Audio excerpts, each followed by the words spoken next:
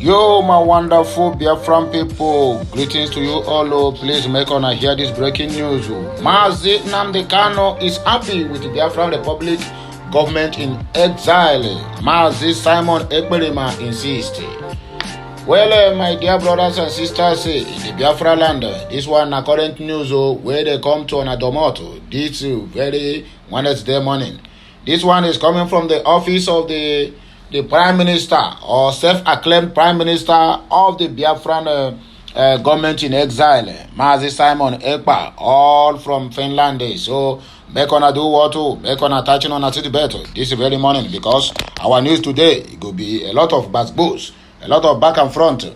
And I know say today I will have too many enemies and too many attacks, but I don't send though, because what I'm doing is my job to make sure that I get the news to your doorstep. So whatever you hear from my platform today, don't beat me, please. Don't angry me, because we are doing the needful. You get the point now? And you are watching, you never subscribe. Please subscribe. Don't mind my mouth. And don't mind the controversies sometimes in the news.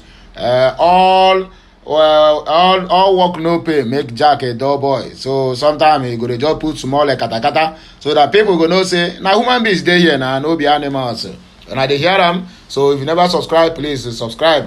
If this is your first time of hearing my voice, you are wondering who is here. My name never changed. I still remain your one and only Okute Daily Talk from this platform. Or you can call me Amandia Nez Okute, anywhere you choose to call me. So please tighten your seatbelt, because we are about to hit the ground running. The popular Biafran agitator Mazi Simon EKPA has debunked claims made by an American lawyer, Bruce Finn, alleging that Mazi Nnamdi Kanu, the leader of the indigenous people of Biafra, is displeased with the Biafran Republic government in exile. The answer is no. In a quick rejoinder to the purported claims through his official Twitter handle on Tuesday, Simon EKPA, the Finland-based lawyer who doubled as the Prime Minister of Biafran Republic government in exile, said Mazi Kanu is happy with the movement's achievements so far. He described Finn as a fake representative that has not achieved anything for Biafra in the past 2 years. That Finn said, whether that man said na lawyer, I've been a rejected lawyer for his own country. Because this man, even with say, hey, IPOB have an American lawyer, Nnamdi Kanu have an American lawyer. If you go there, highest 2 days, this man will secure his release. I swear to God, even our Nigerian lawyers, they walk past this man. You can never see anything or whatsoever. He don't even make headlines. That is the simple truth. Sometimes, if the Nnamdi Kanu have court, you will not see him. So what is the need of having a foreign lawyer? Mazi Simon Finn, abi Mazi Bruce Finn. Ngwa, pake yakaya, ngwa they go. You get the point now? EKPA noted that over 70 million people, including himself, fully support Nnamdi Kanu and the quest to achieve Biafra. He noted that Nnamdi still required medical attention due to injuries he had sustained from torture under detention by the Department of State Service, DSS. Recall that Kanu was rearrested in 2019 by the Nigerian government despite several court orders, 2019 or 2021. There's a mistake here, my dear. Nnamdi Kanu was rearrested in the year 2021. So please, to keep the record straight. Despite several court orders, President Muhammadu Buhari refused to grant him bail. I've just been informed that Mazi Nnamdi Kanu is pleased and very happy with the achievement of the Biafran Republic government in exile so far. However, he still needs medical attention and surgery because of the physical torture by the DSS. He is a leader of over 70 million people, including myself. Nigeria's terrorist government has violated all human rights laws in Mazi Nnamdi Kanu's case. They continue to deny him access to all his special physicians. They refuse to release him, even when the court has discharged him, he wrote. Biafra Republic government in exile is registered, approved, and legal. Agent of Nigeria, take note, Bruce Finn, Esquire, will remain a loser and a failure all the time, according to Mazi Simon EKPA. Bruce Finn is inconsequential in Biafra liberation. Nobody is paying him a dime again. We were told his fee was $400,000. Biafrans distributed money to him and had nothing to show. He was receiving 50,000 to 60,000 per month. I promised him that he cannot receive any dime from Biafrans again. The fake representative has done nothing for the past 2 years. He traveled to Nigeria 5 good times to enjoy the hotel. He collected $50,000 for each trip to Nigeria and did nothing. If that is not criminality, what else is criminality? At one point, he started participating in fundraising for his trip to Nigeria by taking advantage of the situation and those who contacted him. He defrauded Biafrans, Mazi Simon EKPA wrote. In a related development, MNK came under attack on Twitter by Biafrans displeased with his comments on Biafran Republic government in exile. See the reactions as follows. At Udoka Mazi, he wrote, he need to pay back all the money he collected to do a job for the release of Mazi Nnamdi Kanu, which he did not do. He is just Oyibo 419. He is supposed to join Hush Puppy in prison for defrauding Biafrans. At Victoria Ifeoma Tatino, he don't carry her own combo. She said Bruce Payne and his group wanted to make Biafrans dry, but thank God for our Prime Minister, Mazi Simon EKPA, the good guy, the wise one, who was 10 miles ahead of them. At GD Wakili wrote, and look at what we have achieved in few months without paying criminals like him. Biafran Republic government in exile and all autopilot are working for the interests of Biafra people, and we continue to do so until Biafra is free from the Zoological Republic of Nigeria, according to the news, because it is a call of duty to serve the motherland. May 29, Tinubu will be sworn in. Nigerians should support him. Prophet Ikoro, who predicted Asiwaju's victory. Prophet Austin Ikoro of Christ Ambience has advised Nigerians to put sentiment aside and support the incoming administration of President-elect Bola Ahmed Tinubu. In a sermon, the cleric declared that the prediction about an interim government to be headed by Vice President Yemi Osinbajo was false. Ikoro, who had in October 22 prophesied that the All Progressive Congress APC presidential candidate would win, said nothing will stop his inauguration on May 29. The fierce preacher also faulted some clerics who gave emotional prophecies ahead of the polls, advising them to work for the progress of this country. Ikoro said, before the APC primary election, God told him pointedly that Tinubu would emerge victorious and not Osinbajo as many people expected. He recalled many prophetic fathers were very careful to speak on the 2023 general elections because it was a sensitive political season.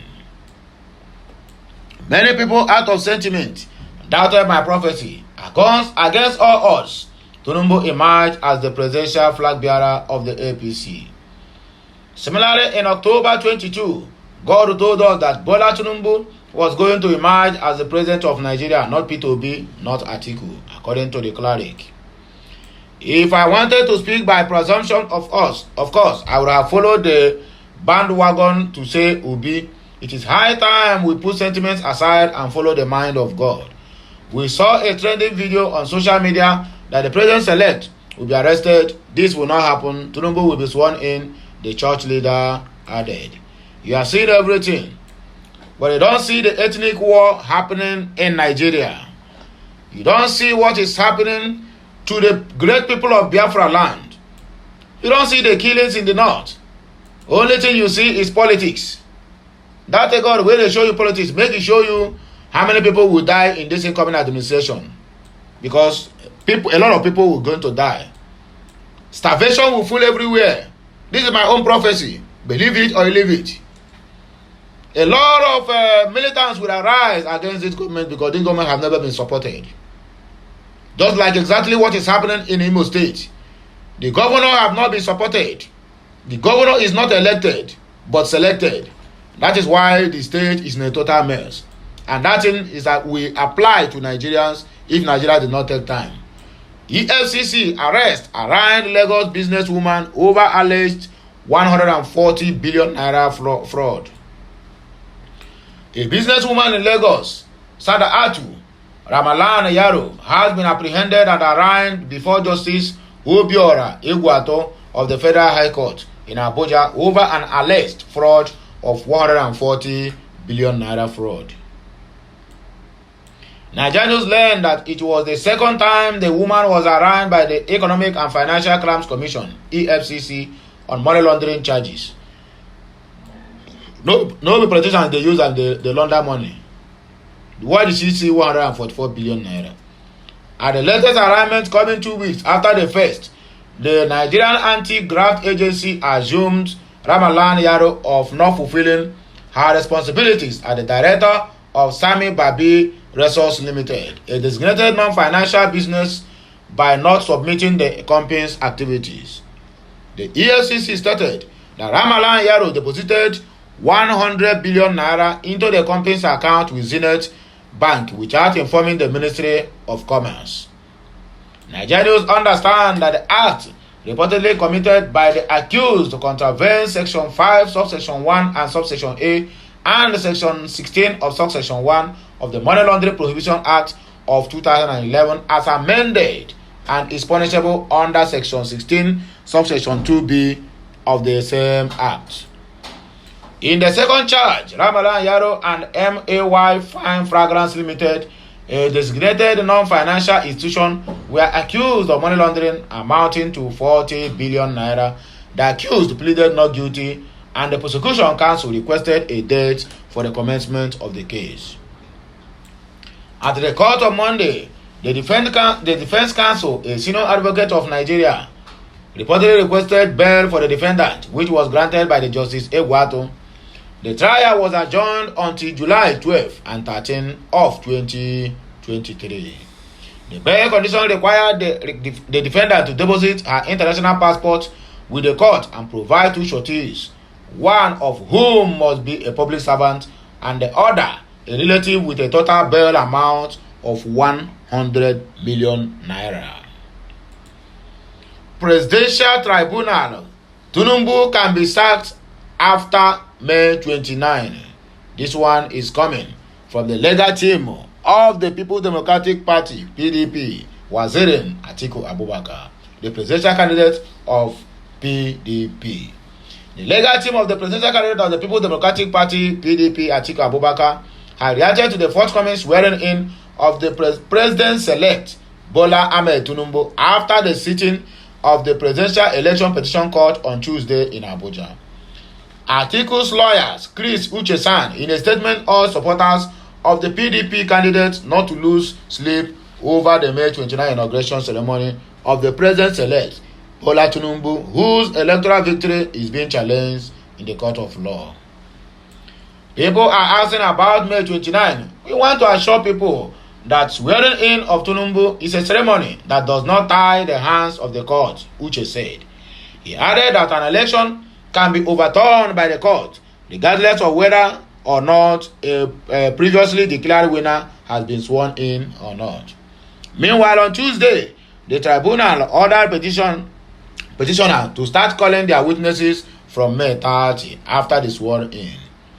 The PEPT equally consolidated all petitions before it into one, having established that they are all disputing the outcome of the 2023 presidential poll.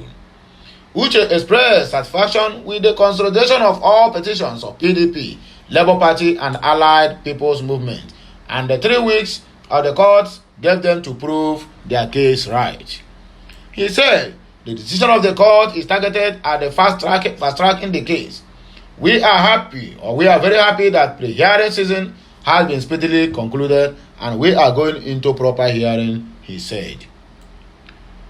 Lawyers to the Independent National Electoral Commission and Tinubu refused to speak to the press after the tribunal gave the fresh directive on the petition challenging the outcome of the so-called election. Atiku wins as court upholds consolidation of petitions against Tinubu's election victory. The Presidential Election Petition Court, PEPC, has upheld the position of the presidential candidate of the People's Democratic Party (PDP), Atiku Abubakar, on the consolidation of the 3 petitions challenging the qualifications and declaration of the Bola Ahmed Tinubu as the winner of the February presidential selection by INEC. The court, in the pre-hearing season report presented on Tuesday by Justice Stephen Jonah, announced the consolidation of the 3 petitions instituted by Atiku, P2B, and the Labour Party and the Allied People's Movement (APM). The court agreed with Atiku's lawyers that given the time-bound nature of petitions, especially for expedition hearing purposes, it was proper and appropriate to match them in line with the provisions of the Electoral Act of 2022.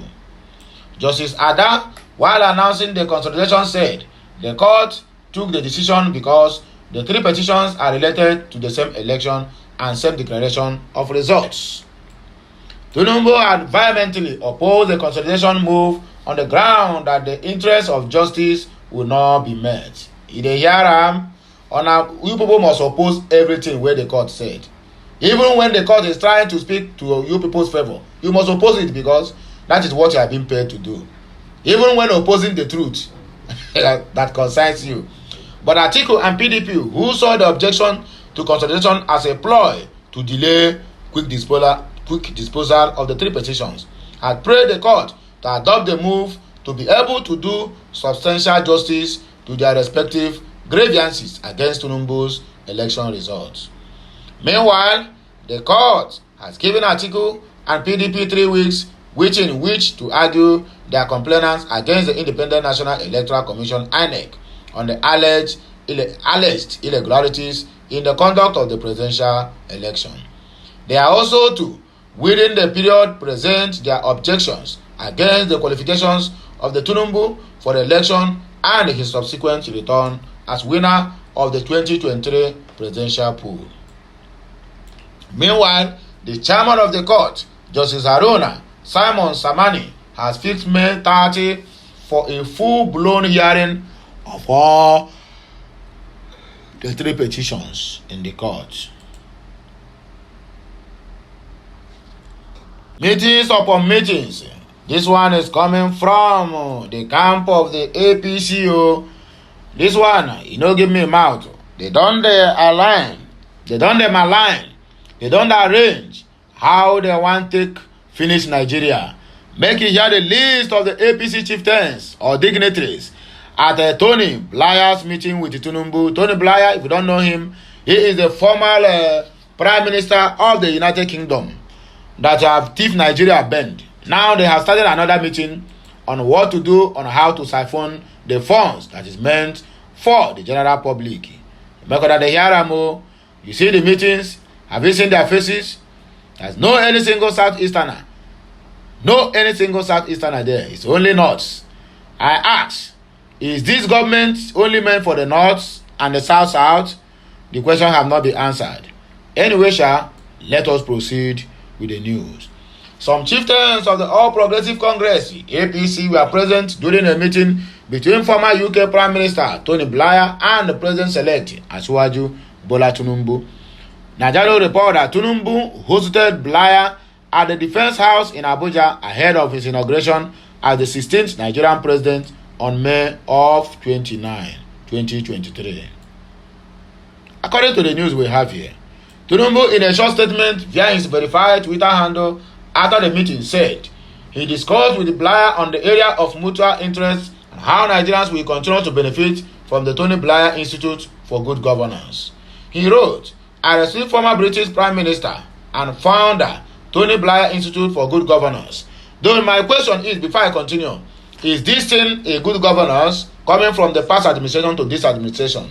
Neither it nor not. It is bad bash, according to my English people.